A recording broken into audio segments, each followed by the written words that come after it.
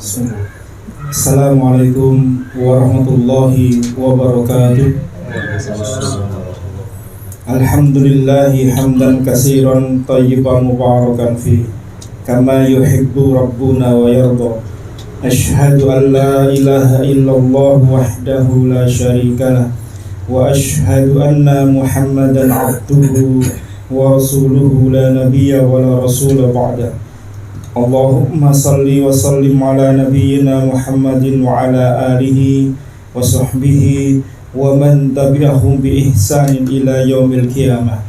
Ya ayyuhalladzina amanu taqullaha haqqa tuqatih wa la tamutunna illa wa antum muslimun. Ya ayyuhan nasu taqu rabbakumul ladzi khalaqakum min nafsin wahidah wa khalaqa minha zawjaha wa bassa minhuma rijalan katsiran wa nisaa'a wattaqullaha allazi tasaaluna bihi wal arham innallaha kana 'alaikum raqiba. Ya ayyuhalladzina amanu taqullaha wa qulu qawlan sadida yuslih lakum a'malakum wa yaghfir lakum dhunubakum wa man yuti'illaha wa rasulahu faqad faza fawzan 'azima. Amma ba'du, fa inna asdaqal hadisi kitabullah wa khairal huda huda Muhammadin sallallahu alaihi wasallam wa syarrul umuri muhdatsatuha wa kullu muhdatsatin bid'ah wa kullu bid'atin dhalalah wa kullu dhalalatin finnar. Allahumma inna nas'aluka 'ilman nafi'ah wa rizqan thayyiban wa amalan mutaqabbala. Allahumma anfa'na bima 'allamtana wa 'allimna ma yanfa'una wa zidna 'ilma. Alhamdulillah, pertama kita memuji Allah Subhanahu wa taala atas nikmat-nikmat yang Allah limpahkan kepada kita. Terkhusus Allah berikan kita nikmat iman, nikmat Islam, nikmat kita beragama di atas tuntunan sunnah Nabi SAW, serta nikmat saat ini Allah kumpulkan kita di majelis ilmu ini. Allah berikan kita nikmat sehat, Allah berikan kita nikmat luangnya waktu, yang semoga Allah jadikan setiap langkah kaki kita ke tempat ini sebagai pemberat timbangan kita nanti di hari kiamat. Salam serta salawat untuk qudwah kita, suri teladan kita, Nabi kita Muhammad SAW, beserta keluarga, para sahabat serta seluruh pengikutnya. Alhamdulillah, kita akan melanjutkan pembahasan kitab Al-Kabair. Kita masuk di dosa besar ke-43, yaitu qati'ur rahim, memutus tali silaturahim. Di antara ibadah yang sangat agung dalam agama kita ini adalah menyambung tali silaturahim. Di dalam Al-Quran banyak Allah jelaskan tentang perintah menyambung tali silaturahim. Bahkan di dalam Al-Quran yang menjadi salah satu sebab seseorang masuk surganya Allah Subhanahu wa taala itu lewat perantara wasilah silaturahim. Sebagaimana Allah terangkan ciri-ciri penghuni surga di surah Ar-Ra'd, di surah Ar-Ra'd ayat 21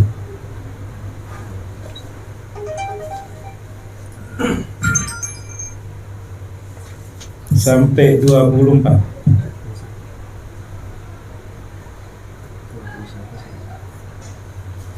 A'udzu billahi minasy syaithanir rajim.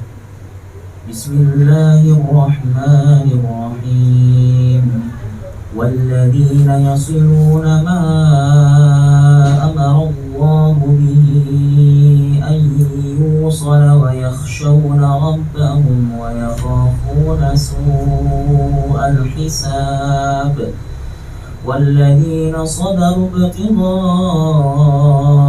وجه ربهم وأقاموا الصلاة وأنفقوا مما رزقناهم سرا وعلانية ويدرؤون بالحسنة السيئة أولئك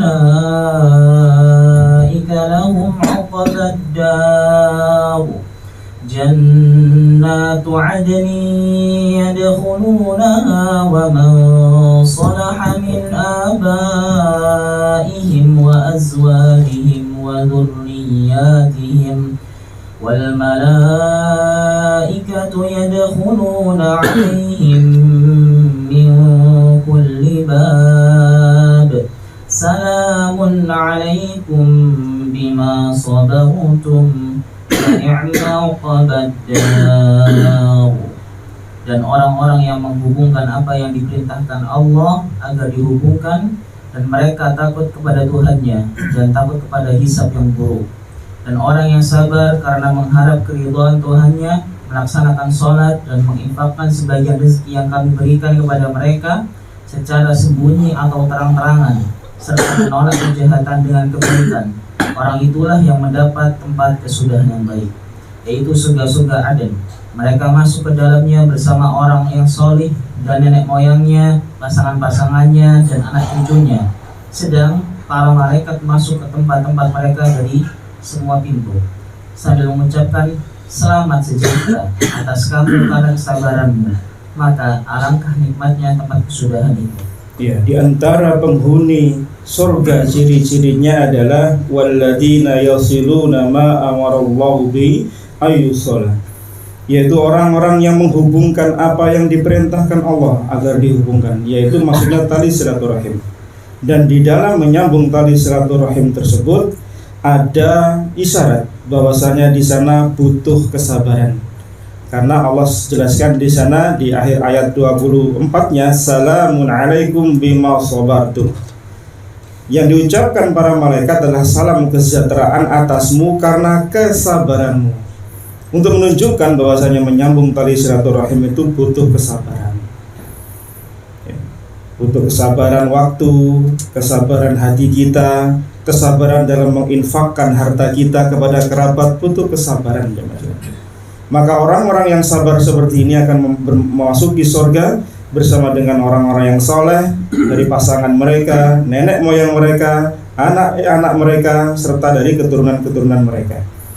Sehingga ini menjadi isyarat bahwasanya ketika kita melaksanakan menyambung tali silaturahim, di sana memang butuh kesabaran dari kita dalam memperbaiki hubungan tersebut. Bahkan dalam banyak ayat pula Allah Subhanahu wa taala memerintahkan kita untuk lebih berbuat baik kepada kerabat dibanding dengan anak yatim dan fakir miskin. Allah jelaskan di surah Al-Isra ayat 26. Di surah Al-Isra ayat 26.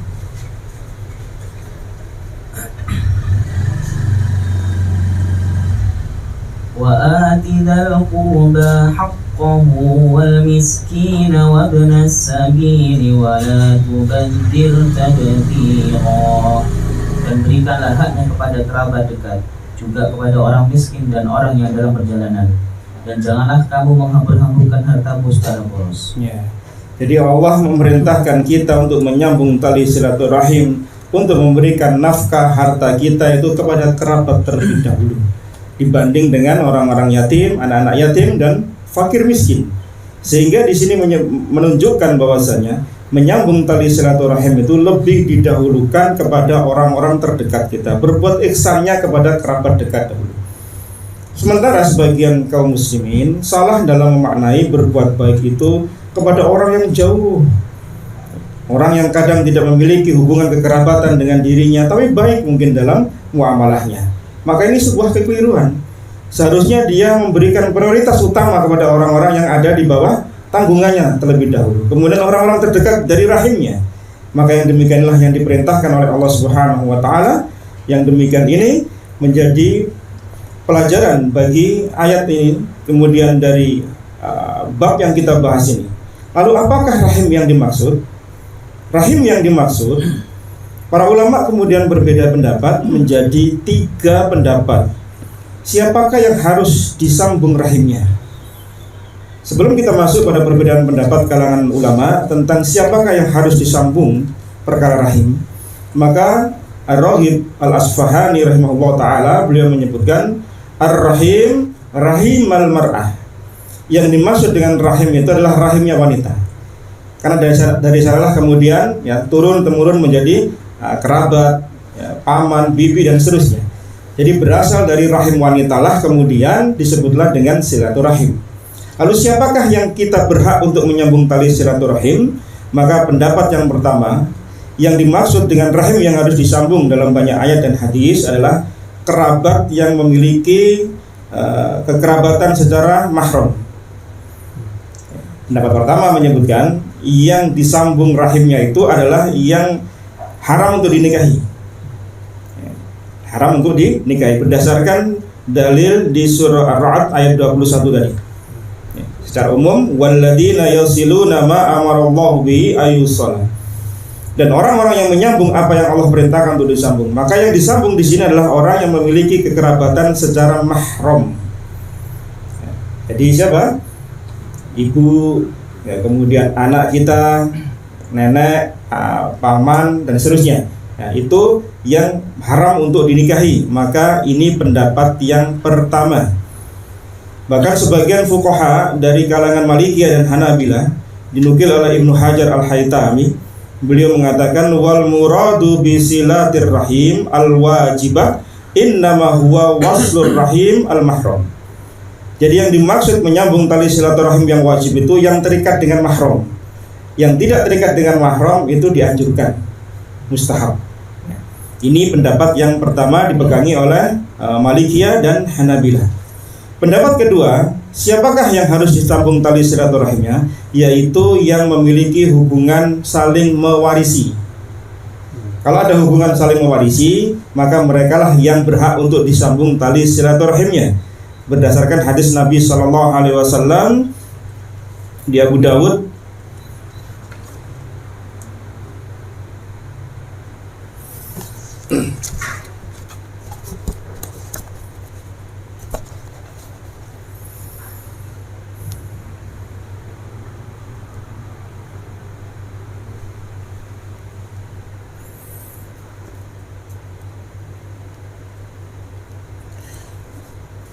di Abu Dawud hadis nomor 1691.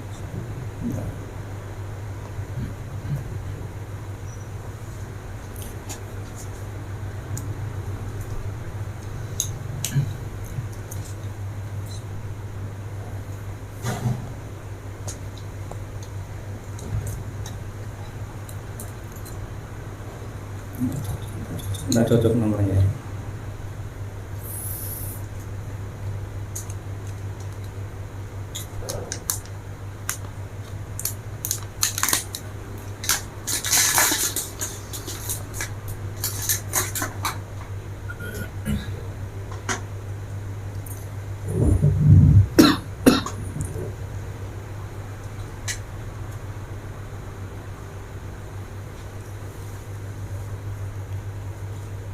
Ya, sementara di Abu Dawud saja, nomornya nanti menyusul. Dan di Tirmizi, Nabi SAW bersabda, "Summa adnaka adnak." Kemudian bantulah kerabatmu yang lebih dekat, kemudian yang lebih dekat lagi. Nah, dari hadis ini kemudian ulama berpendapat bahwasanya yang berhak untuk disambung tali silaturahim adalah yang memiliki hubungan waris. Ini pendapatnya dari pendapat ulama Hanafilah. Ya, pendapat ulama Hanafi dan sebagian fuqaha di Irak itu berpendapat yang berhak disambung itu adalah yang mewarisi saja. Jadi kalau nggak mewarisi ya nggak dapat. Nggak usah disambung maksudnya.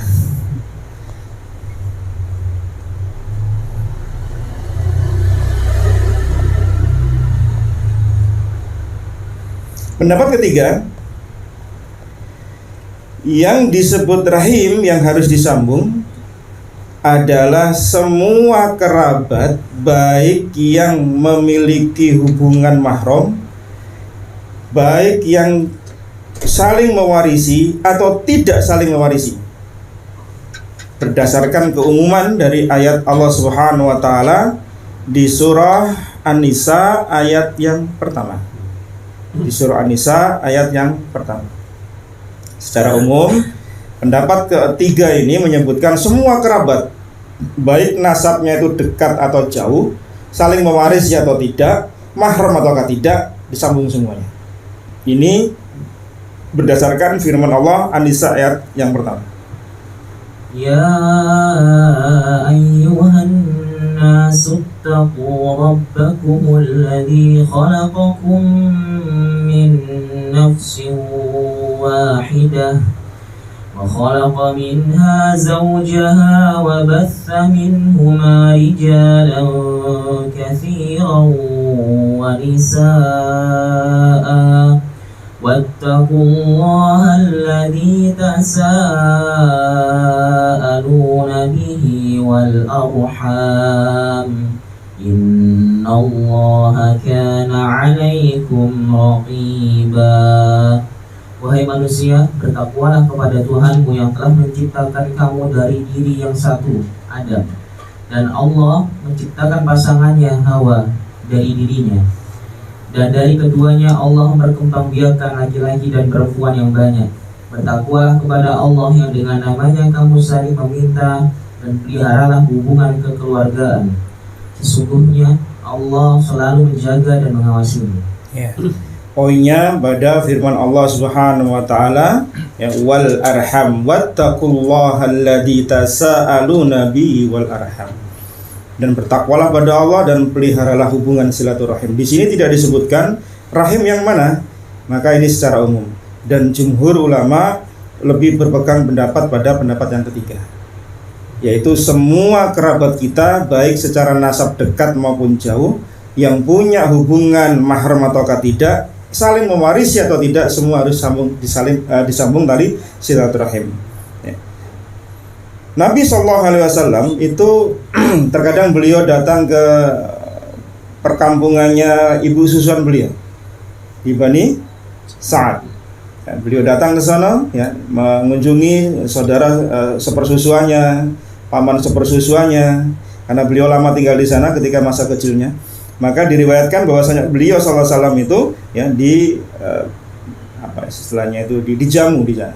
Nah, ini menunjukkan bahwasanya yang berhak untuk disambung tali silaturahim itu secara umum, ya, baik memiliki kekerabatan dekat atau jauh, saling mewarisi ataukah tidak, maka merekalah orang-orang yang berhak untuk mendapatkan tali silaturahim kita. Nah, kemudian jamaah sekalian yang dimuliakan oleh Allah Subhanahu wa taala, yang sering terjadi kesalahpahaman kita adalah menyambung tali silaturahim itu ketika ada orang yang datang kepada kita, kemudian kita membalas kunjungan kembali kerabat kita.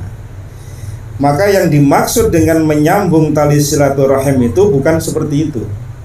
Nabi SAW pernah menceritakan di Bukhari, di hadis nomor 5991, ya, Bukhari hadis nomor 5991, laisal wasil bil mukafi. Orang yang menyambung tali silaturahim itu bukan orang yang membalas kebaikan. Walakin al-wasil alladzi idza quti'at rahimuhu wa salaha. Orang yang menyambung tali silaturahim itu adalah ketika dia diputus kemudian dia sambung. Itu namanya menyambung tali silaturahim. Kalau ada kerabat kita datang ke rumah kita, kita balas berkunjung kepadanya, itu namanya mukafi, membalas kebaikan, bukan menyambung tali silaturahim. Kan sering kan terjadi, kita menyambung tali silaturahim, padahal kemarin dia datang pada rumah kita. Nah, ketika kita datang balas kunjungan ke sana, kita nyebutnya menyambung tali silaturahim, bukan. Itu namanya membalas kebaikan. Nah, yang disebut menyambung tali silaturahim adalah ketika diputus lama, tidak ada kontak, kita datang. Nah, itu yang namanya menyambung tali silaturahim. Ya. Tetapi ini dianjurkan, membalas kebaikan dengan kebaikan ini dianjurkan. Ya. Artinya kalau tidak ada sebuah kebaikan di awal, kan tidak terjadi kebaikan berikutnya. Berarti menyambung tali silaturahim itu lebih besar pahalanya kan daripada membalas kebaikan. Karena dengan sebab dia datang menyambung tali silaturahim, kemudian terjadi balas kebaikan. Anda tidak ada perbuatan di awal, maka yang berikutnya kan tidak ada. Nah, maka ini besarnya pahala orang yang menyambung tali silaturahim. Kemudian Imam Az-Zahabi rahimahullah ta'ala membawakan beberapa dalil dalam Al-Quranul Karim, ya. Yang pertama sudah dibaca tadi di surah An-Nisa ayat yang ke-1. Qala Allah Ta'ala wattaqullaha alladzi tasaaluna bihi wal arham. Karena kebiasaan menjelaskan bahwasanya kebiasaan orang-orang Arab itu kalau mereka meminta itu meminta dengan menyebut nama Allah. Bertakwalah kepada Allah Subhanahu wa taala yang dengannya kalian saling meminta. Jadi dahulu orang Arab itu terbiasa kalau minta sesuatu itu mengatakan as'aluka billah, saya minta atas nama Allah. Lah kalau orang sudah diminta atas nama Allah itu tidak boleh nolak. Enggak boleh nolak. Maka ini termasuk kebaikan kemudian Allah abadikan dalam ayat ini. Maka maknanya adalah makna global ayat tadi di ayat yang pertama yang dibawakan oleh Imam Az-Zahabi rahimahullah taala, ittaqullaha an ta'suh wattaqul arham an taqta'uha. Maknanya adalah bertakwalah kalian kepada Allah, jangan sampai kalian bermaksiat pada Allah, dan bertakwalah kepada Allah terkait rahim. Kalian jangan memutus tali silaturahim. Itu makna dari dalil yang pertama di surah An-Nisa ayat yang pertama. Dalam ayat ini Allah memerintahkan kita jamaah sekalian untuk bertakwa kepada Allah, dan salah satu langkah takwa itu adalah menyambung tali silaturahim. Karena Allah gandengkan wattaqullaha alladzi tasaaluna bihi wal arham. Wattaqu kemudian Allah gandengkan dengan wal arham. Nah, ini menunjukkan bahwasanya menyambung tali silaturahim ini sangat ditekankan. Bahkan Nabi SAW diriwayatkan oleh Abdullah bin Salam radhiyallahu anhu. Kita tahu Abdullah bin Salam siapa beliau? Ada yang kenal Abdullah bin Salam? Nggak nyimpen nomor kontaknya kan? Karena nggak nyimpen jadi kita nggak paham, nggak tahu. Abdullah bin Salam itu anak pembesar rahibnya Yahudi, yang digadang-gadang nanti jadi penerus ayahnya. Tapi ketika beliau masuk Islam langsung didustakan oleh kaumnya. Abdullah bin Salam itu sering dipuji-puji, anaknya seorang yang baik, seorang rahib, dipuji-puji. Tapi ketika mengikrarkan syahadat, maka Abdullah bin Salam didustakan kaumnya. Masya Allah ya. Barusan dipuji kemudian langsung didustakan. Nah, beliau ketika pertama kali mendengar Nabi SAW berdakwah di kota Madinah, diabadikan di Ibnu Majah hadis nomor 3251. Di Ibnu Majah hadis 3251, ketika Nabi SAW berdakwah dikelilingi oleh para sahabat di sebuah kebun kurma, maka Abdullah bin Salam mengatakan, awwalu syai'in sami'tuhu takallam bih. Ucapan yang pertama kali aku dengar dari Rasulullah SAW adalah, ya ayyuhan nas afsus salam wa'at'imut ta'am wasilul arham wasallu billail wan nasun niyam tadkhulul jannata bisalam. Pertama kali yang saya dengar ketika Nabi berdakwah di kota Madinah, yang ini tidak pernah saya dengar kalimat ini sebelumnya, yaitu wahai manusia, tebarkan salam, berilah orang makan, kemudian sambunglah tali silaturahim, salatlah malam di saat manusia tertidur pulas, dan kalian akan masuk surga bisalam, dengan selamat. Jadi salah satu cara masuk surga dengan selamat, ya praktekkan tadi amal tadi, afsus salam, tebarkan salam dimanapun kita berada, baik yang kita kenal maupun yang tidak kita kenal. Karena salah satu ciri-ciri nanti tanda-tanda hari kiamat adalah ketika orang memberi salam hanya kepada orang yang dia kenal saja. Itu salah satu tanda-tanda hari kiamat kelak, yaitu orang memberi salam hanya kepada yang dia kenal saja. Nah, mungkin sekarang sudah terbukti ya, kita hanya memberi salam pada orang yang kita kenal saja, padahal kita tahu dia berpakaian muslim ya, jelas-jelas dia casingnya muslim, ya enggan pula kita salam. Karena zaman sekarang kalau kita nyalami itu pasti bertanya, kenal tak? Sehingga asing gitu loh. Ketika kita mengucapkan salam pada orang yang tidak kita kenal, itu orang yang mengira, oh dia kenal sama saya, padahal dia gak kenal gitu. Untuk mempraktekkan hadis ini kadang sulit ya. Sehingga kalau kita disalami sama orang, kita langsung husnudon, oh dia kenal sama saya, padahal belum tentu ya, belum tentu. Ya, kasih makan, raktir orang, masya Allah pahalanya besar ini. Yang menyambung tali silaturahim, kemudian salat malam di saat manusia tertidur pulas, maka kita akan masuk surga dengan selamat. Ya. Nah, jamaah sekalian yang dimuliakan oleh Allah Subhanahu Wa Taala, bahkan dakwah Nabi Sallallahu Alaihi Wasallam, ya, yang sangat dikenal oleh orang-orang kafir, bahkan sekelas Abu Sufyan ketika beliau belum masuk Islam, ketika berdialog dengan Heraklius. Nah, ini yang menarik ya sekalian. Orang-orang kafir itu walaupun kafir, walaupun mereka menyembah berhala, mengingkari Allah Subhanahu wa taala, tetapi sifat jujur dan amanah itu melekat pada diri mereka. Mereka itu tabu untuk dusta. Sebuah aib kalau dusta. Maka ketika Heraklius bertanya kepada Abu Sufyan dengan pertanyaan panjang di Bukhari, banyak hadisnya. Salah satu yang ditanyakan apa? Mada ya'murukum? Yang diperintahkan dia itu apa kepada kalian? Jadi Abu Sufyan ditanya tentang dakwah Nabi itu apa sih? Sebelumnya ditanya tentang nasabnya Nabi sallallahu alaihi wasallam. Maka Abu Sufyan mengatakan, ya, dia adalah orang yang paling mulia di kampung kami. Di kaum kami dia paling mulia. Bayangkan teman-teman, orang benci dengan seseorang. Itu biasanya kalau ada orang lain menceritakan orang yang kita benci, pasti kita senang. Dan akan ikut jelek-jelekkan pula orang yang kita benci kan. Tapi Abu Sufyan tidak. Ketika ditanya tentang Rasulullah sallallahu alaihi wasallam, maka jujur Abu Sufyan mengatakan dia orang paling mulia di kaum kami. Kan dia bisa mengatakan, ya Muhammad itu orang jelek, dia begitu, tapi tidak pernah dilakukan. Karena aib bagi orang di masa lalu itu untuk berdusta. Karena kalau sampai pulang ke kampungnya di Mekah kemudian, loh Abu Sufyan ngapain kamu dusta, Muhammad kamu katakan demikian dan demikian, tidak mungkin. Maka ketika ditanya Abu Sufyan, mada ya'murukum? Apa yang diperintahkan Nabi Muhammad itu, ya Muhammad itu kepada kalian? Lihat perkataan Abu Sufyan yang didengar langsung oleh Abu Sufyan dan itu diceritakan pada Heraklius.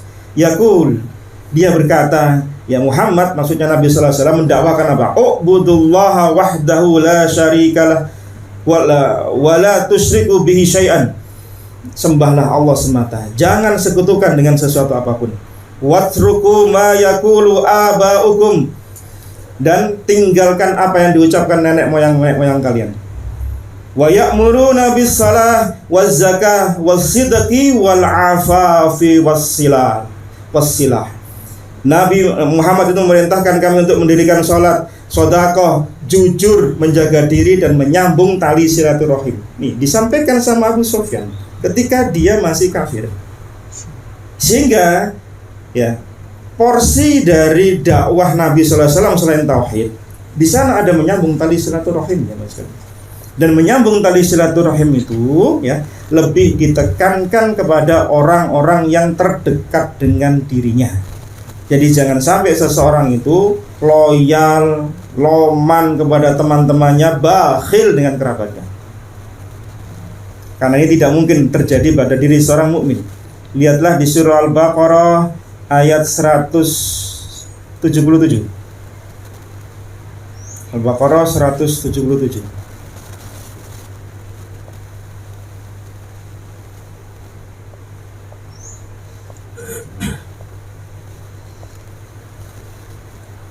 ليس البر أن تولوا وجوهكم قبل المشرق والمغرب ولكن البر من آمن بالله واليوم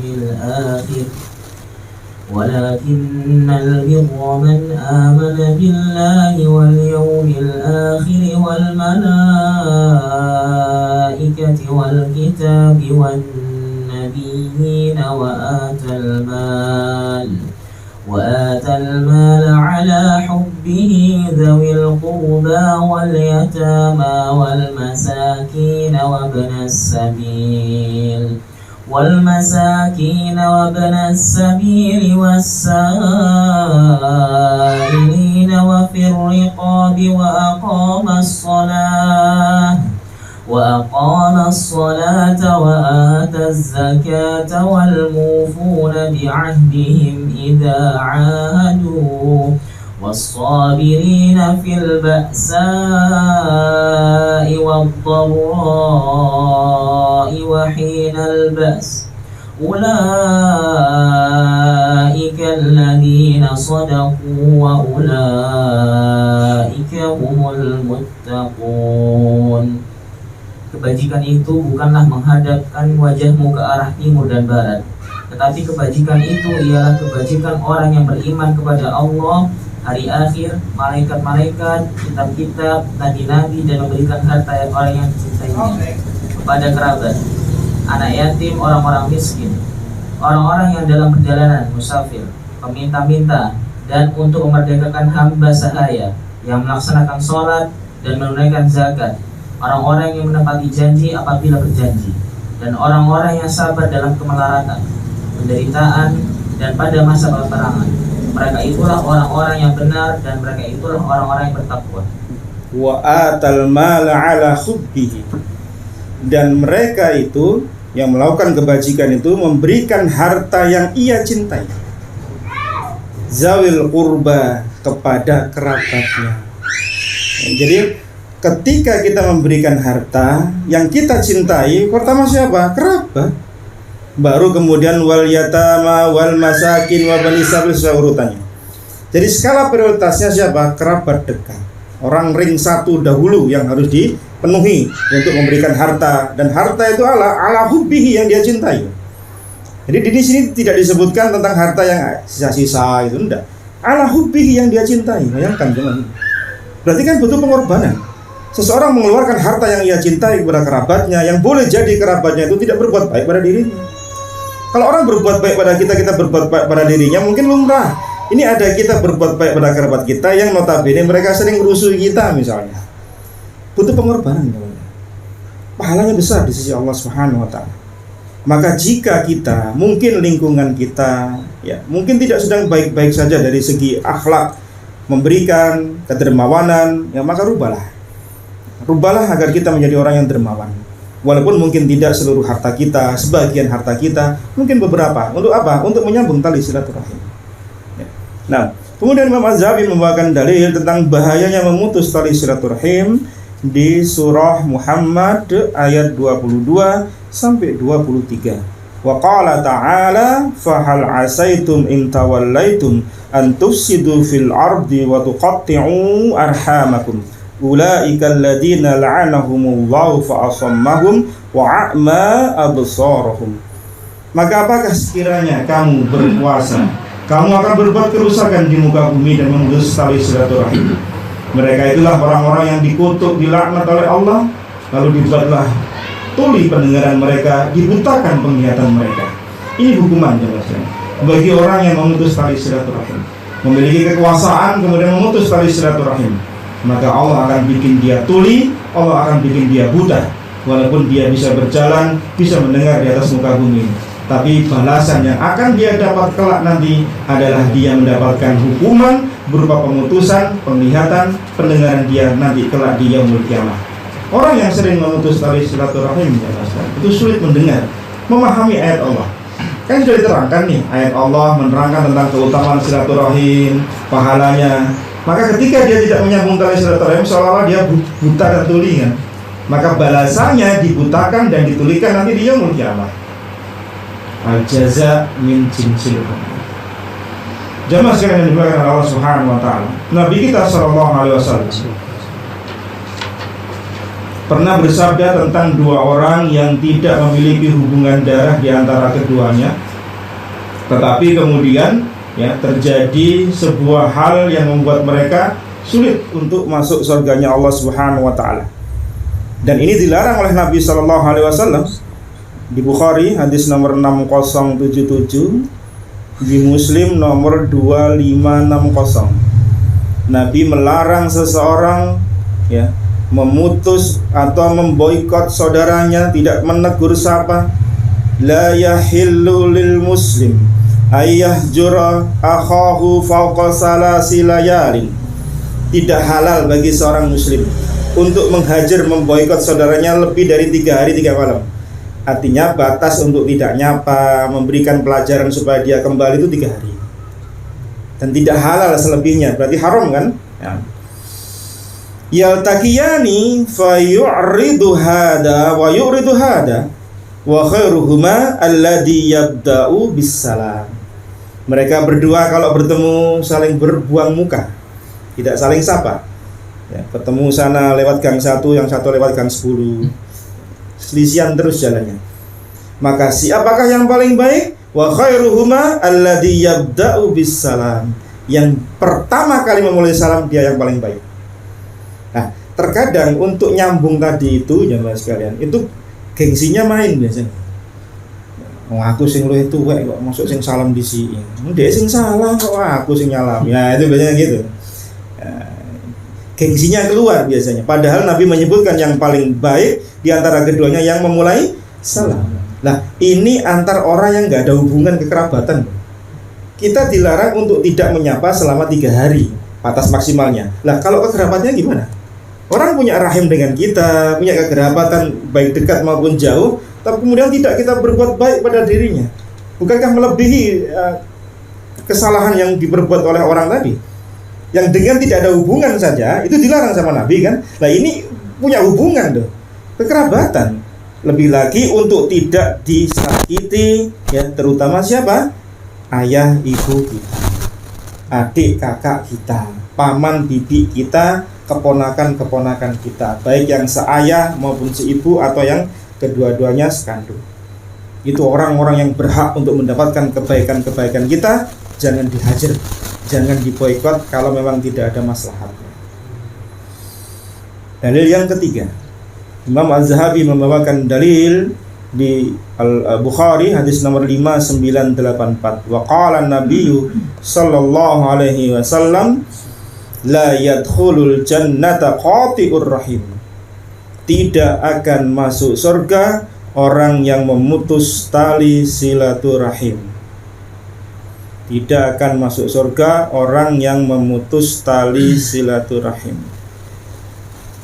Imam Nawawi rahimahullah ta'ala memaknai dengan perkara ini dengan 2 makna. Orang yang memutus tali silaturahim tidak masuk surga maknanya, jika mereka menghalalkan pemutusan tali silaturahim, maka tidak masuk surganya karena dia mengharamkan apa yang Allah halalkan, atau sebaliknya. Maka dengan sebab itulah dia masuk neraka kekal selama-lamanya. Tidak akan masuk surga, selama-lamanya nggak akan masuk surga. Kenapa? Karena dia menghalalkan bolehnya memutus tali silaturahim. Dia menghalalkan apa yang Allah haramkan kan? Allah mengharamkan memutus tali silaturahim. Dia bilang boleh, tidak apa-apa memutus tali silaturahim. Maka tidak masuk surganya karena sebab dia menghalalkan apa yang Allah haramkan. Makna yang kedua adalah dia tidak masuk surga pada golongan orang yang pertama-tama masuk surganya Allah Subhanahu wa ta'ala. Kapan masuk surganya? Ya setelah nanti, entar dulu aja. Karena orang masuk surga itu bergelombang ya, sesuai dengan amal ibadahnya, sesuai dengan ketaatannya dan ketauhidannya. Maka rombongan pertama masuk surga kata Nabi sallallahu alaihi wasallam seperti bulan purnama. Kemudian berikutnya dan berikutnya dan berikutnya. Maka boleh jadi orang yang disebutkan di sini la yadkhulul jannata qati'ur rahim, tidak akan masuk surga orang yang memutus tali silaturahim, maknanya boleh jadi makna yang kedua kata Imam Nawawi adalah dia tidak masuk surga di periode awal, tapi entar kapan nggak tahu. Dia menikmati dulu siksa Allah Subhanahu wa ta'ala karena sebab memutus tali silaturahim, baru masuk surga entah kapan. Itu pertanyaannya entah kapan yang kita nggak tahu. Karena termasuk al-kabair kan. Ya, setiap dosa yang mengandung ukubah, hukuman di akhirat berarti al-kabair. Memutus tali silaturahim ada hukumannya berarti al-kabair. Nah, entah kapan masuk surganya ya sekehendak Allah Subhanahu wa ta'ala. Nah, dalil yang berikutnya di Bukhari Muslim, wa qala sallallahu alaihi wasallam man kana yu'minu billahi wal yawmil akhir falyasil rahimah. Barang siapa yang beriman pada Allah dan hari akhir, maka hendaklah ia menyambung tali silaturahim. Bukhari nomor 6138. Dan sering jamaah sekalian, Nabi itu mengaitkan keimanan pada Allah dan hari akhir dengan aplikasi amaliyah, aplikasi akhlakul karimah. Seperti di hadis ini, man kana yu'minu billahi wal yawmil akhir falyasil rahimah. Barang siapa yang iman tauhidnya pada Allah, tauhidnya pada hari akhir, maka adalah aplikasinya apa? Nyambung tali silaturahim. Demikian juga di Bukhari hadis nomor 6018, Muslim nomor 47, Bukhari nomor 6018, di Muslim nomor 47. Nabi memberikan contoh kalimat yang hampir mirip. Wa man kana yu'minu billahi wal yawmil akhir falyakul khairan au liyasmut. Barang siapa yang beriman pada Allah dan hari akhir, hendaklah dia berkata yang baik. Kalau tidak bisa berkata yang baik, uskut, diam. Apalagi di zaman sekarang, mudahnya orang mengucapkan kata-kata tanpa sempat dia berpikir ulang. Mikirnya nanti, ngomong dulu, mikirnya nanti belakangan. Sering terjadi, kemudian ujungnya minta maaf, ujungnya klarifikasi, ujungnya ini dan itu. Ya, ini sering kita jumpai di zaman seperti sekarang. Orang tidak lagi kontrol, yang menuduh orang, melaknat orang, berdusta. Ini kan berarti tidak ada keterkaitan imannya kepada hari akhir. Ini menunjukkan pula bahwasanya ketika seseorang itu melakukan amalia butuh sebuah perjuangan. Ya. Contoh lagi di hadis Nabi SAW, di hadis yang sama di Bukhari nomor 6018, di Muslim 47. Ini rentetan hadisnya, terpotong saya bacanya. Wa man kana yu'minu billahi wal yawmil akhir falyukrim dhaifahu. Barang siapa yang beriman pada Allah dan hari akhir, hendaklah dia memuliakan tamunya. Memuliakan tamu, apa yang harus kita lakukan? Kalau memuliakan tamu? Nah, dijamu. Berarti butuh biaya, butuh pengorbanan hati. Menerima, mungkin kita sedang tidak enak-enak hati, mungkin barangkali, mungkin sedang tidak enak badan, pengennya layah-layah rebahan, tamu datang. Butuh kesabaran, butuh perjuangan dalam memuliakan tamu sebagai bentuk apa? Man kana yu'minu billahi wal yawmil akhir. Masya Allah, butuh pengorbanan loh, memuliakan tamu. Kadang kita pengennya kan istirahat ya. Kadang-kadang privasi kita kan pengennya istirahat. Tahu-tahu tamu datang, nggak kasih kabar, nggak kasih isyarat. Kalau datang tahu-tahu datang, masa mau kita usir? Apalagi jauh misalnya, ya, entah kerabat dekat, entah kerabat jauh, atau mungkin teman saja lah sekitarnya. Maka kan butuh pengorbanan bagaimana kita bisa menjamu tamu tadi. Dan ini kemuliaan dalam agama kita. Demikian juga Nabi lanjutkan, man kana yu'minu billahi wal yawmil akhir fala yu'zi jarahu. Barang siapa beriman pada Allah dan hari akhir, janganlah mengganggu tetangganya. Jangan ganggu tetangga. Kebebasan kita, kebebasan yang bertanggung jawab. Maka pikirkan terlebih dahulu apa yang kita lakukan. Ganggu orang enggak? Ganggu tetangga enggak? Maka ini kan butuh kesabaran. Bagaimana kita bisa berbuat baik di rumah kita tapi tidak ganggu orang lain. Maka prinsipnya kalau tidak bisa memberikan kebaikan pada orang lain, jangan ganggu orang lain. Itu prinsipnya. Kita ini kalau sering gak bisa ngasih kebaikan orang lain, seringnya ganggu orang lain. Nah, terkumpul ya dua dosa. Sudah gak bisa ngasih kebaikan, ganggu orang lagi. Ya, maka minimalkan itu, ya jangan ganggu orang kalau tidak bisa memberikan kebaikan. Maka termasuk pula pada poin ini yang tadi kita sebut tadi, man kana yu'minu billahi wal yawmil akhir falyasil rahimah. Barang siapa beriman pada Allah dan hari akhir, hendaklah dia menyambung tali silaturahim. Butuh kesabaran, butuh perjuangan. Nah, berikutnya Imam Az-Zahabi membawakan dalil Bukhari Muslim. Di Bukhari nomor 5987, di Muslim nomor 2554. Wa qala Nabi sallallahu alaihi wasallam, innallaha khalaqal khalqa hatta idza faragha minhum qamatir rahim faqalat.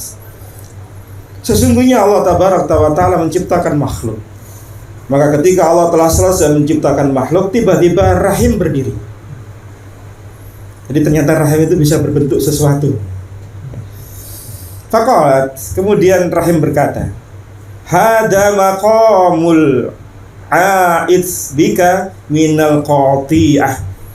Ya Allah, ini aku berlindung kepada engkau dari siapa yang memutus tali silaturahim.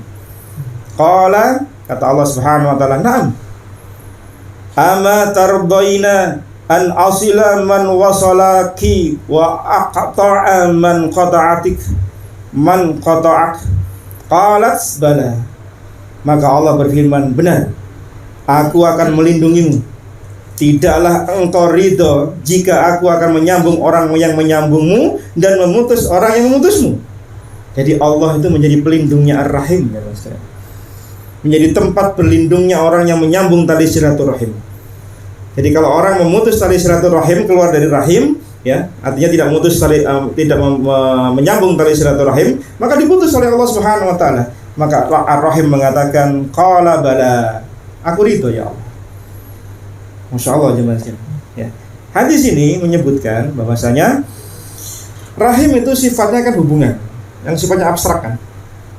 Tetapi ternyata ya di sisi Allah Subhanahu wa taala itu bisa berbentuk sebuah yang berwujud. Sama seperti sebuah kematian. Kematian itu nanti di yaumul kiamah berupa seekor domba yang disembelih kemudian terputus sehingga kemudian mati di hari kiamat, tidak ada lagi kematian. Mati itu berwujud domba. Mati kan abstrak. Tapi nanti sama Allah Subhanahu wa taala diwujudkan sebuah domba, domba ini kemudian disembelih. Dombanya mati kan? Berarti kematian sudah nggak ada lagi kan? Hidup terus. Demikian juga dengan amal soleh. Ketika seseorang, ya sebagaimana hadis di Abu Dawud dan Musnad Imam Ahmad dari Bara' bin Azib radhiyallahu an, ketika masing-masing hamba masuk ke liang lahatnya, kemudian ditemani oleh amal-amal solehnya, amal-amal buruknya. Nah, amal soleh bisa berwujud makhluk yang indah. Amal buruk bisa berwujud makhluk yang buruk, berwujud ternyata. Jadi sesuatu yang abstrak itu ternyata di sisi Allah Subhanahu wa taala dengan hikmah Allah itu memiliki bentuk. Sebagaimana pula amal soleh yang bisa ditimbang di mizannya Allah Subhanahu wa taala. Orang berucap subhanallah, mana bentuknya? Nggak bisa nangkep kita. Gimana bentuknya? Tapi ternyata di sisi Allah, mizannya Allah itu timbangannya berat. Nah, ini menunjukkan ya Mas Dian, ya tidak ada yang tidak mungkin di sisi Allah Subhanahu wa taala. Untuk apa? Untuk menegakkan keadilan Allah Subhanahu wa taala. Ya. Maka Nabi sallallahu alaihi wasallam tadi menyebutkan, ya, tidakkah engkau ridho kalau aku menyambung orang yang menyambungmu dan memutuskan orang yang memutusmu? Ridho Ar-Rahim. Maka hendaklah Bapak Ibu sekalian yang dirahmati oleh Allah Subhanahu wa taala, kita waspada, berhati-hati dari memutus tali silaturahim agar tidak Allah memutus kebaikan-kebaikan pada diri kita. Dalil berikutnya, waqala sallallahu alaihi wasallam, man ahabba ayyubsata lahu fi rizqihi wa yumsa'alahu fi ajalihi falyasil rahimah. Muttafaqun alaih.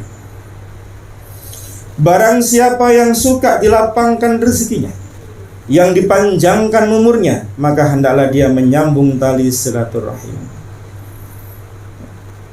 Banyak keutamaan Bapak Ibu sekalian yang dirahmati oleh Allah Subhanahu wa taala, menyambung tali silaturahim itu ternyata mendapatkan dua kebahagiaan atau dua keutamaan.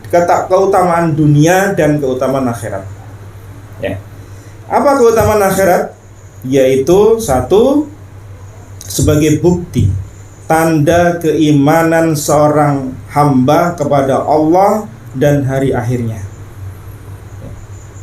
Jadi keutamaan akhirat dari menyambung tali silaturahim adalah sebagai tanda bukti keimanan seorang hamba kepada Allah dan hari akhirnya. Tadi hadis sudah menyebutkan, man kana yu'minu billahi wal yawmil akhir falyasil rahimah. Barang siapa beriman pada Allah, beriman pada hari akhir, hendaklah dia menyambung tali silaturahim. Maka ketika seseorang menyambung tali silaturahim, bukti kalau dia iman pada Allah dan hari akhir. Itu manfaat yang pertama dari menyambung tali silaturahim dari sisi akhirat. Manfaat yang kedua apa? Jelas, sebagai isyarat tanda masuk surganya Allah Subhanahu wa taala. Kalau ingin masuk surga, maka sambunglah tali silaturahim. Tadi sudah kita jelaskan. Ini secara akhirat. Yang secara duniawi apa? Nah, yang pertama, di antara keutamaan menyambung tali silaturahim secara duniawi adalah Allah akan menyambung dengan kebaikan-kebaikan pada dirinya. Kalau orang suka nyambung silaturahim gimana? Tadi Allah menyebutkan kan, kata Nabi sallallahu alaihi wasallam, tidakkah engkau rela aku menyambung orang yang menyambungmu dan memutus orang yang memutusmu? Maka makna menyambung yang disambung oleh Allah lah kebaikan-kebaikan Allah terus kepada orang ini yang menyambung tali silaturahim.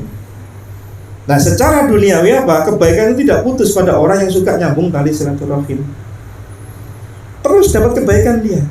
Ya, secara umum orang yang menyambung tali silaturahim itu mendapat kebaikan dari Allah.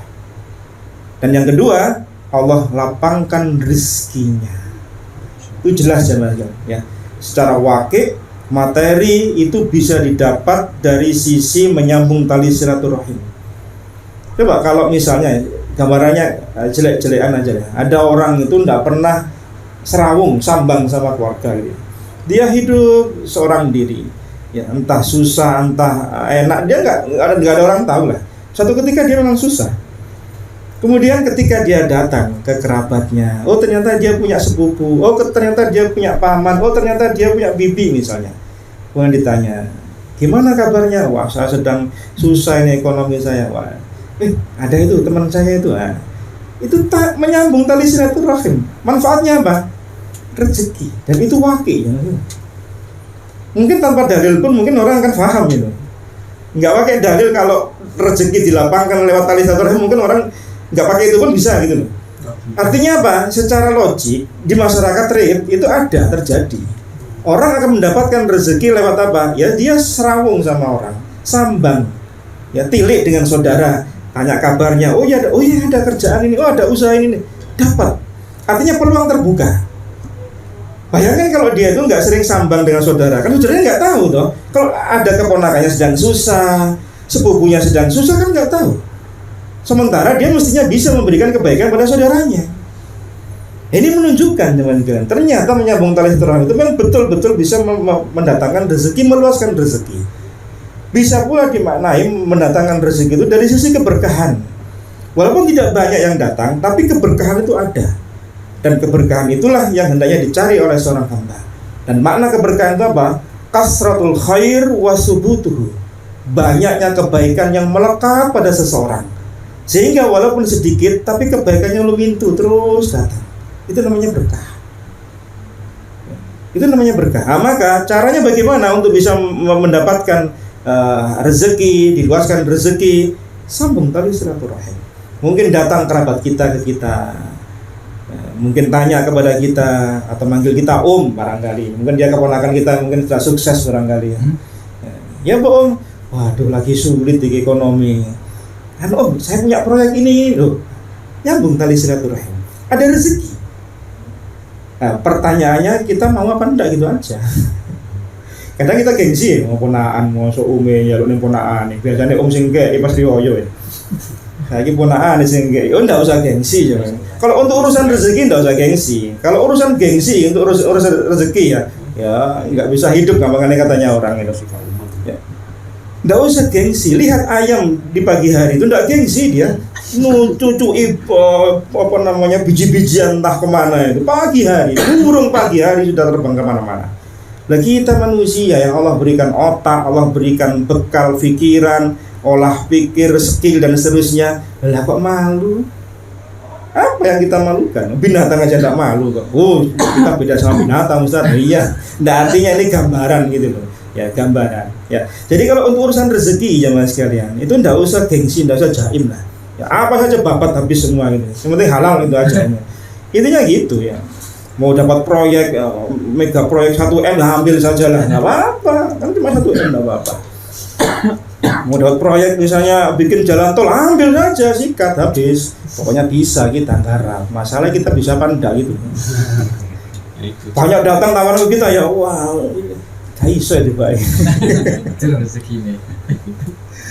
Allahu Akbar. Kemudian yang kedua adalah dipanjangkan umurnya. Makna ini pula dibawahi oleh Imam Nawawi rahimahullah pada dua makna. Dipanjangkan umur, kata beliau rahimahullah di Syarah Sahih Muslim ketika beliau mensarah hadis ini, maknanya adalah ketika seseorang menyambung tali silaturahim, ya, umur panjang itu satu, umurnya tetap. Misal Allah tetapkan dia 60 tahun, tapi umurnya berkah. Isinya kebaikan-kebaikan semua dibanding dengan umur orang yang sama 60 tahun tapi isinya nggak kebaikan. Sehingga setiap detik, menit waktunya itu bermanfaat, berharga. Makna yang kedua, benar-benar dipanjangkan secara real. Misal dalam gambaran para ulama disebutkan seseorang itu secara takdir ditetapkan dia 60 tahun. Tapi ketika dia menyambung tali silaturahim, dia jadi 65 tahun misalnya. Tapi sebab menyambung tali silaturahim ini bagian dari takdir Allah pula. Sama, bagian dari takdir. Coba disebutkan 60 ini akan tambah 65 ketika engkau menyambung tali silaturahim. Nah, perkara ini kita nggak tahu yang soal ini soalnya. Tapi yang sering kita rasakan apa? Keberkahan dari sisi umur, dari sisi waktu. Itu yang sering kita rasakan. Nah, maka dari sinilah jamaah sekalian, menyambung tali silaturahim itu benar-benar wakil mendapatkan kemanfaatan dunia dan akhirat. Nah, maka jika kita selama ini barangkali secara ekonomi tidak sedang baik-baik saja, ya salah satunya apa? Sambung tali silaturahim. Itu caranya. Karena menyambung tali silaturahim itu Allah Nabi jelaskan tadi apa? Melapangkan rezeki, meluaskan rezeki. Dan itu real jangan sekalian. Kita bisa mengatakan ini 1000%, bukan 100% lagi, 1000%. 1000%. Ya, untuk memberi penguatan. Nah, kemudian Imam Al-Dhahabi membawakan dua dalil. Waqala sallallahu alaihi wasallam ar-rahim mu'allaqatun bil arsy. Rahim bergantungan di arsy-Nya Allah Subhanahu wa taala. Yaqul, ia berkata, "Man wasalani wasalahullah."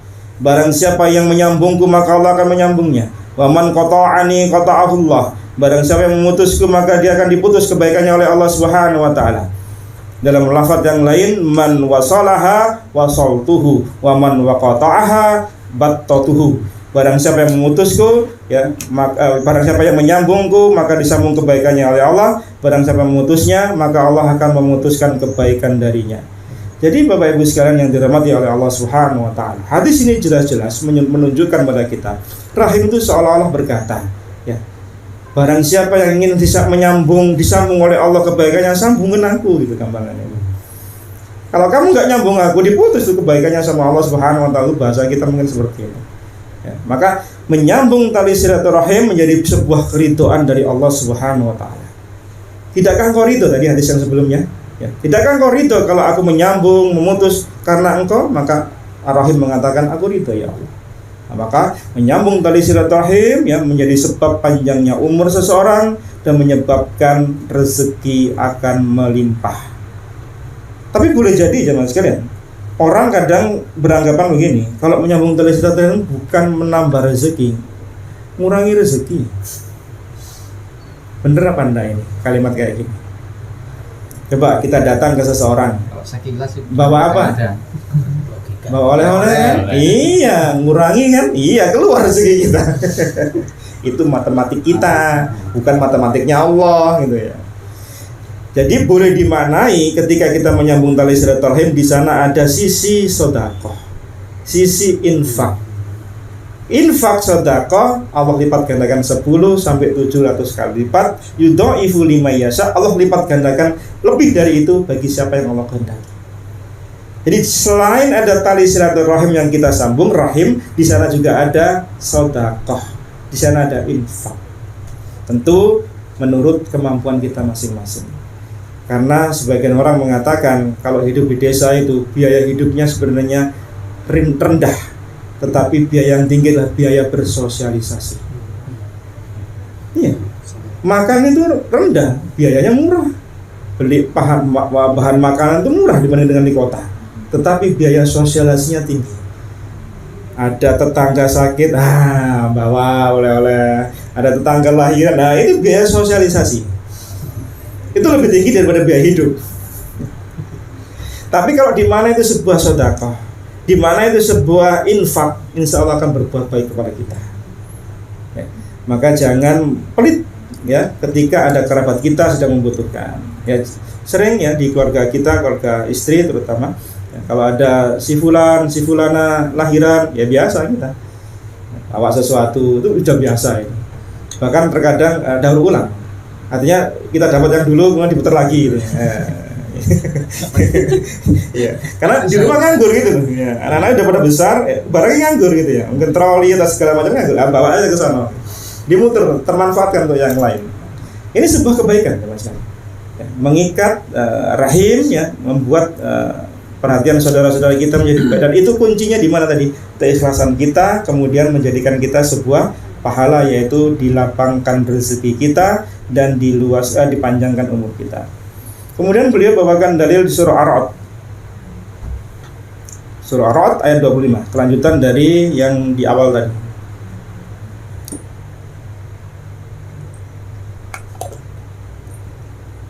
Dibacakan.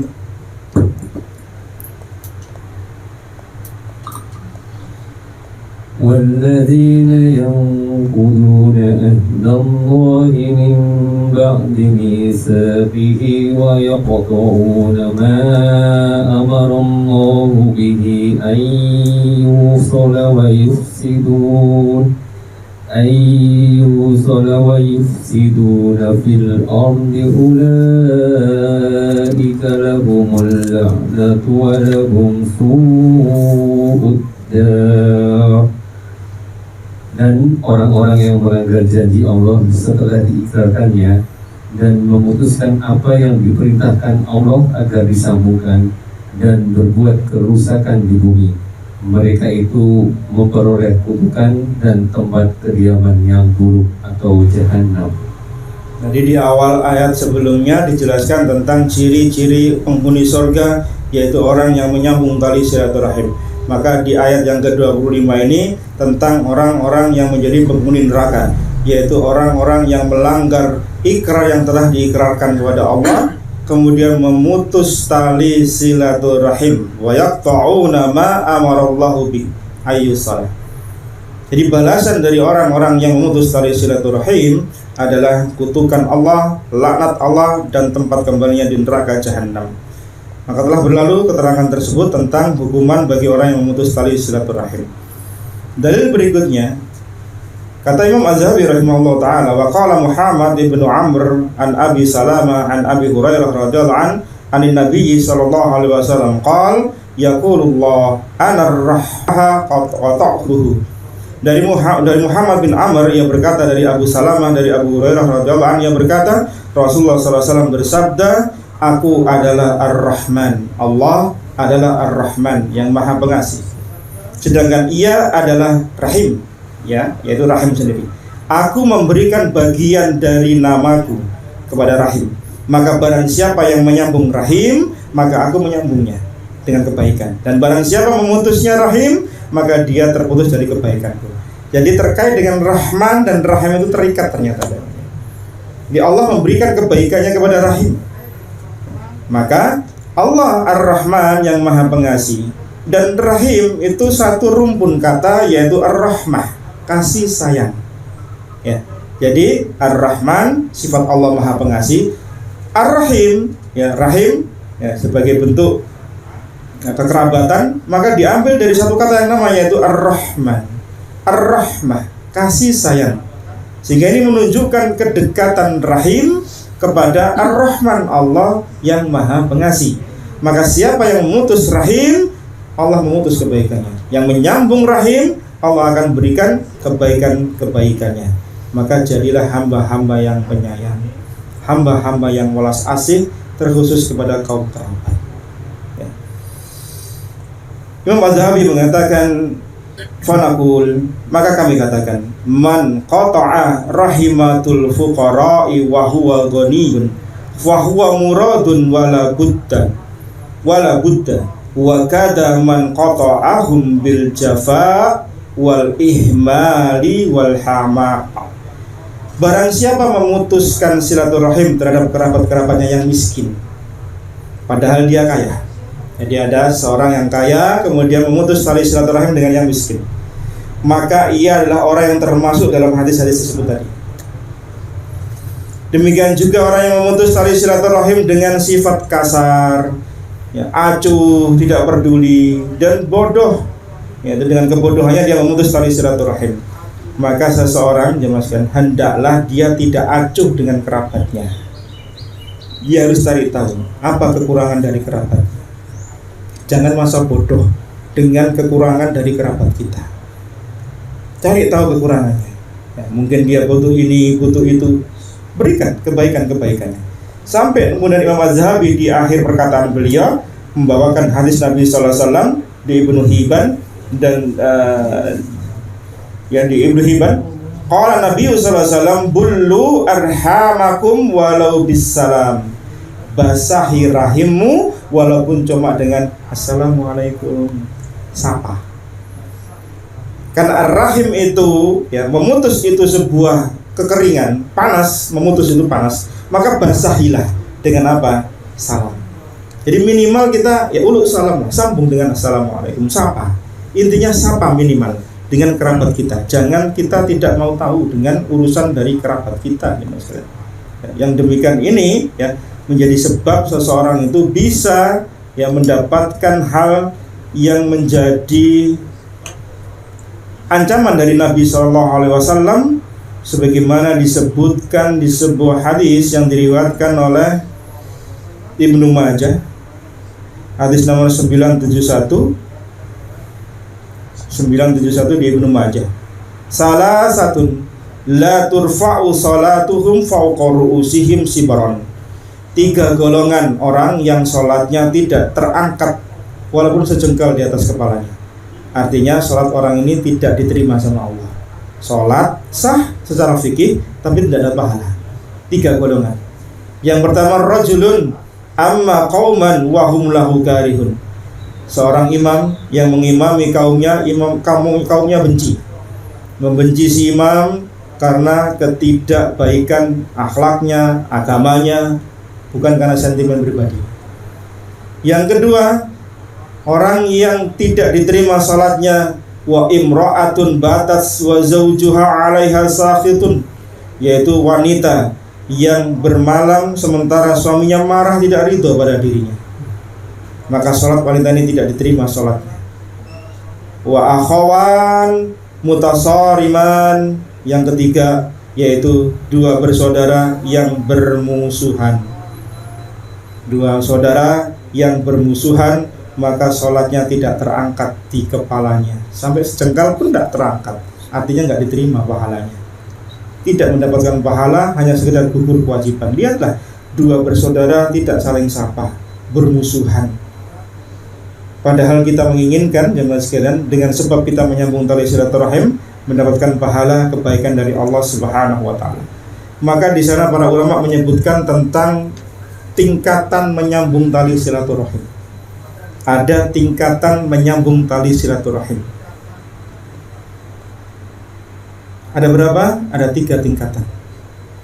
Yang pertama adalah tingkatan yang paling afdol, yang paling mulia, yaitu menyambung tali silaturahim kepada kerabat yang telah memutusnya.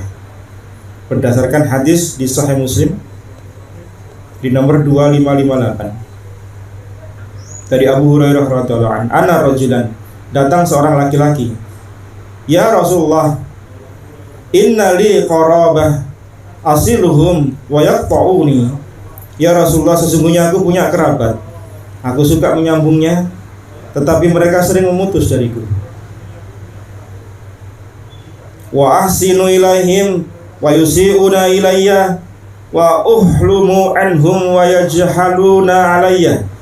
Kalau aku berbuat pada mereka, berbuat baik, mereka justru berbuat buruk padaku. Jadi masya Allah, orang ini ya sabar gitu. Saudaranya, kerabatnya memutus, dia sambung. Kerabatnya berbuat buruk, dia tetap berbuat baik. Maka kemudian Nabi berkata, la in kunta kama taqul, bener kamu yang katakan itu? Kalau bener kau katakan itu, maka kata Nabi SAW, faka'annama tusifuhum al-mal wa la yazalu ma'aka minallahi dhahirun alaihim ma dumta ala dalik. Kalau benar yang kau katakan, maka seakan-akan engkau telah memasukkan debu yang panas di mulut mereka, dan engkau senantiasa ditolong oleh Allah Subhanahu wa taala. Ini tingkatan yang paling afdol. Orang berbuat buruk, toh kita terus nyambung silaturahim, kasih sembako, tetap salam, memberikan ini dan itu, walaupun dia berbuat buruk sama kita. Ini tingkatan paling baik, paling utama dalam menyambung tali silaturahim. Tingkatan kedua, yaitu menyambung tali silaturahim jika kerabat berbuat baik pada kita. Mukafi tadi. Ya, jadi orang berbuat baik datang pada kita, kita datang balik gitu. Itu namanya menyambung tali silaturahim yang namanya mukafi. Dan ini tingkatan yang kedua. Dan tingkatan yang ketiga adalah tingkatan yang paling buruk, dan ini haram, yaitu tidak menyambung tali silaturahim. Berbuat buruk dengan kerabatnya, acuh tidak menghubungi, tidak tahu persoalannya, tidak tahu kabarnya dan seterusnya, bahkan berbuat buruk, kasar lesannya dan seterusnya. Ini silaturahim yang buruk. Maka inilah yang menjadi ancaman dari hadis-hadis yang dibawakan Nabi SAW. Kesimpulan dari bab ini jangan sekalian, yang pertama adalah orang yang memutus tali silaturahim terancam tidak akan masuk surganya Allah Subhanahu wa taala. Tadi sudah kita jelaskan tentang maknanya oleh Imam Nawawi, ada dua. Yang kedua, memutus tali silaturahim itu menjadi sebab masuk nerakanya Allah Subhanahu wa taala. Kemudian mendapatkan laknat dari Allah dan tidak diberi rahmat oleh Allah Subhanahu wa taala. Dan di antara manfaat atau faedah dari menyambung tali silaturahim, Allah panjangkan umur kita dan Allah luaskan rezeki kita. Dan semoga Allah Subhanahu wa taala jadikan hati-hati kita ini menjadi hati yang lembut, hati yang welas asih, yang senantiasa berbuat baik dengan kerabat kita, baik mereka yang dekat dengan nasab atau yang jauh, yang punya ikatan mahram ataukah tidak, punya ikatan waris ataukah tidak, maka menyambung tali silaturahim kepada mereka. Semoga Allah berikan kita kesabaran. Karena tadi Nabi menyebutkan, Allah sebutkan tadi, kesabaran atas tali silaturahim yang kita sambung, itulah yang menjadikan momentum seseorang masuk surganya Allah Subhanahu wa taala. Maka semoga Allah berikan kita kesabaran dalam membersamai kedua orang tua kita, membersamai anak-anak kita, ya, kerabat dekat kita, paman, bibi, keponakan, saudara-saudara kita. Semoga Allah berikan kita kelapangan rezeki untuk kita terus berbuat baik kepada mereka. Barakallahu fikum, jazakumullah khair. Ini yang bisa kita pelajari bersama di pagi menjelang siang hari ini. Jika ada yang bertanya nanti offline saja. Semoga bermanfaat. Kita akhiri dengan doa. Subhanakallahumma wa bihamdika asyhadu an la ilaha illa anta astaghfiruka wa atubu ilaik. Wa sallallahu ala nabiyyina Muhammadin walhamdulillahi rabbil alamin. Assalamualaikum warahmatullahi wabarakatuh.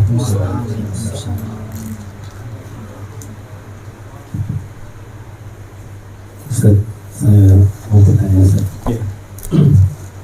Yang pertama, di era seperti sekarang ini, apakah dengan say hello atau tanya kabar by WA itu dapat sudah termasuk di dalam menyambung tali silaturahim? Terus yang kedua, ini yang saya alami. Jadi kami memiliki saudara jauh yang sebenarnya kami tidak terputus tali silaturahimnya. Kita masih sering share kontak atau bertanya kabar. Cuma memang beliau ini dari sisi ekonomi memang sangat berlebih. Cuman memang beberapa bulan ini kami memiliki masalah dengan beliau. Kami hanya mendiamkan karena bukan memutus, tapi hanya mendiamkan saja, Ustaz. Istilahnya agar beliau ini tidak merasa jumawa dengan kondisinya. Karena kalau kita selalu mencari kabar itu seakan-akan dianggap kita itu dalam tanda petik, Ustaz, ya. Betul. Betul itu, Ustaz. Hanya kita diam aja, bukan memutus, tapi ya pokoknya kalau kita rencana ya kita seanunya aja, sewajarnya aja. Gitu, mohon nasihatnya. Barakallahu fiik. Ya, mungkin banyak kasus seperti itu barangkali ya. Ini sekedar contoh. Jadi ketika kita berinteraksi dengan kerabat kita, karena tipikalnya banyak. Ya, ada orang itu tipikalnya itu yang senantiasa merasa kurang, sehingga terus tanda petik ngerecoki keluarga yang lain. Ada yang tipikalnya itu memang dari segi finansial cukup, tetapi dengan keimanannya, ya dengan ilmunya, maka dia tidak merasa kecukupannya lebih daripada yang lain. Tapi tipikal yang lain pula, sebagaimana yang ditanyakan tadi, bisa jadi. Maka ketika kita ingin memberikan sebuah pelajaran kepada seseorang, terkhusus kerabat ya, karena kalau kerabat itu kan beda perlakuan kita dengan orang lain. Kalau dengan orang lain ya kita bisa berbuat ucapan baik, sopan, maka kepada kerabat harus lebih sopan lagi. Itu kadarnya kayak gitu. Jadi kalau kita merasa dengan orang lain itu kita bisa sopan, harusnya dengan kerabat harus lebih sopan lagi. Terkhusus dengan orang tua, orang-orang ring 1 kita. Kalau tadi yang disebutkan mungkin ring 2 itu mungkin orang yang jauh dari kekerabatan kita tapi dia masih kerabat kita. Maka kalau memang tujuannya untuk memberikan sebuah pelajaran, maka boleh saja, tetapi harus dimaknai kalau pelajaran itu bermanfaat. Sebagaimana hajarnya Nabi SAW kepada Ka'ab bin Malik radhiyallahu an dan dua sahabat yang lain. Kalau bermanfaat maka tafadhol, dipersilahkan. Tapi jika tidak bermanfaat maka tidak diperbolehkan, karena tidak ada urgensinya. Karena tujuan dari hajar, pemberian nasihat, pendiaman kita itu sebuah pelajaran, agar yang kita diamkan, yang kita tidak ajak bincang itu, oh iya aku gak ajarnya. Kalau dia kembali baru kemudian kita kembali lagi sebagaimana di awal. Tapi jika tidak bermanfaat, maka para ulama tidak menyarankan untuk kemudian memperlakukan dia tidak seperti biasanya. Karena apa? Dia nggak merasa ya ternyata. Karena orang beda-beda kepekaan terhadap seseorang dalam sikap dan tindak tanduk kita. Kadang orang nggak peka. Ada orang yang masih gitu terus paham, ada. Tapi ada orang harus teriak-teriak baru paham juga ada. Nah, maka kalau dilihat ternyata kerabat tadi paham dengan sikap kita, maka silakan. Dia berubah menjadi baik, menjadi lebih soft gitu ya, lebih tawadu, lebih menghargai kerabat yang lain yang mungkin dalam artian memiliki kebutuhan dan di bawah finansial dia, maka silahkan. Tapi jika ternyata kurun waktu tertentu kok tidak menghasilkan sesuatu, maka tidak selayaknya. Kalau kita misal bincang biasa satu hari, sepekan itu sehari, 2 pekan misalnya sekali ngobrol, ini kok sama sekali enggak, berarti kan ada sesuatu hal yang berbeda. Maka kembalilah pada habit kita sebagaimana biasa. Tapi kalau ternyata itu bermanfaat dalam kurun waktu yang kita tentukan, kita nggak bisa menentukan sekian waktunya. Masa kita mau mendiamkan 50 hari 50 malam kayak sahabat Nabi, kan tidak gitu ya. Nah, kadarnya itu dikembalikan pada uruf yang berlaku di masyarakat, bagaimana itu manfaat apa enggak. Kalau ternyata kemudian si fulan itu berubah, alhamdulillah, kembali lagi muamalah sebagaimana biasa. Ada seorang jamaah juga bertanya, Ustaz, dosa enggak saya itu kalau saya itu enggak sering hubungi ibu saya? Karena ibu saya itu kalau menghubungi kita itu mesti ngomongnya ngalor ngidul, yang kadang kita itu mangkel, kita jengkel gitu. Terus kemudian saya diem, enggak nelpon lagi. Terus saya tanya, apakah biasa nelpon? Dia bilang iya. Berapa waktu? Ya mungkin bisa 2 hari sekali, 3 hari sekali. Nah, berarti ketika frekuensi itu berkurang, berarti kan ada sesuatu yang berbeda. Tapi kalau kita memang jarang ngubungi, kan tidak masalah kan? Nah, termasuk pertanyaan tadi, kalau misalnya kita jarang ngubungi, ya kolo-kolo kata orang Jawa, kadang ngubungi, kadang enggak, ya tidak masalah berarti. Tapi kalau berubah dari frekuensi yang biasanya, maka pasti ada sesuatu. Nah, kalau yang bersangkutan ketika kita interaksi seperti itu berubah, alhamdulillah, berarti ada manfaat. Tapi kalau nggak berubah, ya jangan. Kembalilah pada interval yang biasanya, 3 hari sekali sapa, sepekan sekali sapa misalnya. Ya, sama jawaban saya sama dengan pertanyaan jamaah tadi itu. Jadi dia sering kalau ibunya kalau telepon itu sering ngungkit ini itu, akhirnya dia mangkel. Terus ayah nggak telepon ibunya sama sekali. Saya bilang jangan. Karena apa? Kalau kita nggak biasa telepon sepekan sekali, kok nggak telepon sampai 2 pekan, berarti ada sesuatu. Dan itu tidak boleh. Karena bisa termasuk memutus tali silaturahim. Karena kebiasaan itu kok kemudian berubah gitu loh. Bahasa Jawa ini apa? Muah-muahi adat. Adati seminggu bisa telepon, kok nggak tahu telepon saya. Orang tua kan seudon. Orang tua itu peka aja maksudnya. Orang tua itu peka. Dengan tingkah laku anak itu peka sekali. Kita nutup pintu ya, kena angin sedikit, jeder. Padahal gara-gara angin itu. Orang tua padahal gara-gara angin itu. Lah angin nggak punya KTP, nggak punya tempat tinggal. Orang nyalain angin, ya Allah. Kita mau menerangkan sama orang tua juga repot juga gitu. Maka hati-hati dalam tingkah laku kita, terkhusus dengan orang tua ya, itu harus hati-hati betul. Salah sedikit tingkah kita, orang tua maknanya beda. Kalau sama kita sih fair aja, nggak masalah. Sama orang tua beda. Nanti antum akan merasakan kalau anak kita sudah mulai besar, kita sudah mulai tua, kita kan sensitif. Ngomong sedikit, padahal dia biasa ngomongnya mungkin. Tapi orang tua beda. Penerimaan orang tua itu beda. Apalagi mungkin kerabat kita ya, dari sisi harta mungkin bercukup-cukupan dan seterusnya. Maka kalau ada kesan memang, dan itu bukan don kita, bukan don Pak ya, itu memang hakul yakin gitu ya. Kalau don itu berarti masih bisa kita singkirkan.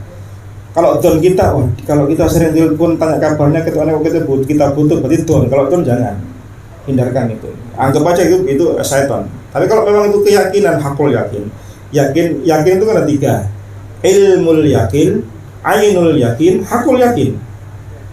Ilmul yakin itu apa? Kita tahu ilmunya dan kita mengerti soal ilmu tadi. Misal tentang apa? Ka'bah.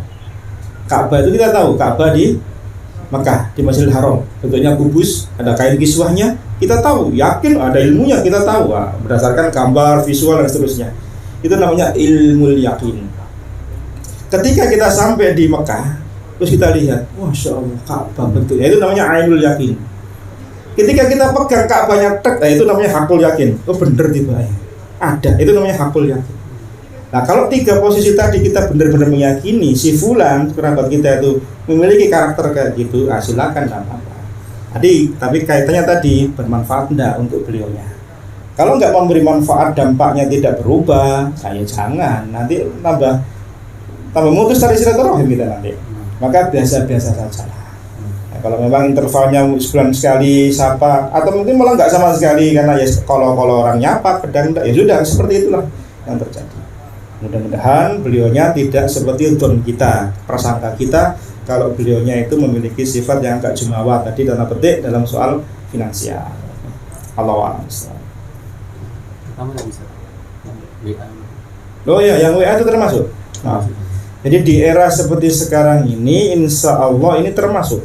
WA ini bagian dari menyambung tali silaturahim, voice call, video call. Ya, apalagi di era sekarang ini mudah loh. Nyambung telepon itu mudah sekali. Ketika kita say hello itu sudah termasuk tadi itu bahasa hile rahimmu dengan hanya bisalam. Tapi dengar ya, bahasa rahimmu walaupun cuma sekedar say hello baru bahasa kita. Assalamualaikum. Kabar udah ya bukan bahasa basi itu ya. Tapi sekedar kita sapa. Makanya salah itu masuk dalam menyambung tali silaturahim.